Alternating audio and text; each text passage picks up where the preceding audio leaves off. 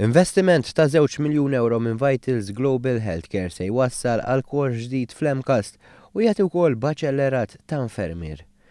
Il-kors se isir bil-kollaborazzjoni tal-Università Northumbria ta' Renju Unit, università rinomata fil-qasam tan-nursing. Kollaborazzjoni li kienet immarkata bi-firmar ta' Memorandum of Understanding it-tnejn filgħodu. Dan id-degree se jkun jistgħu jidħlu fih 30 student fuq bażi full-time għal 3 snin li eventwalment imbagħad jibdew jaħdmu bħala infermiera f'pajjiżna.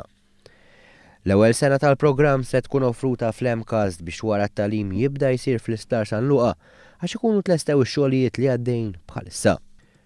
Il-kap eżekuttiv tal-kumpanija Vitals Global Healthcare Armin Ernst qal li dan l-investiment se jkun qed isolvi l-problemi fit-tul. To start out with, the nursing shortage is one of the biggest problems in healthcare that Malta is facing right now, so it has to be solved. And I think the agreement today with our partners will provide a lasting solution.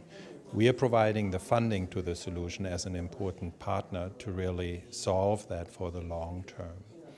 And I'm glad you call it an investment and not a cost. Il-Ministru għas-Saħħa Chris Fern qal li dan il-kors iħeġġeġ aktar studenti biex jażlu l-linja tas-saħħa bħala karriera u bekk din it-tieni skola ta' nursing tiġġenera aktar impjegati f'dan is-settur. Nemmnu li laqgħet inkabbru s-servizzi tas-saħħa li qed nżidu aktar servizzi, rridu nżidu aktar workforce, rridu nżidu aktar nurses, u allura din it-tieni nursing school ħatkun qiegħda tagħti aktar opportunità l-istudenti kemm Maltin imma aktar u aktar studenti barranin li jiġu jieħdu t-tagħlim tagħhom biħlas biex jieħdu t-tagħlim tagħhom u jsiru nurses u ħana nemmnu li ħafna minnhom jibqgħu jagħtu servizz tagħhom ġewwa l-isptarijiet Maltin u Għawġin. Il-Ministru għall-Edukazzjoni u x-Xogħol Evarist Bartolo qal li dan huwa mudell ta' kif għandhom jaħdmu setturi oħra biex il-pajjiż isib biżżejjed persuni li għandhom il-ħiliet neċessarji biex tissaħħaħ id-dinja tax-xogħol.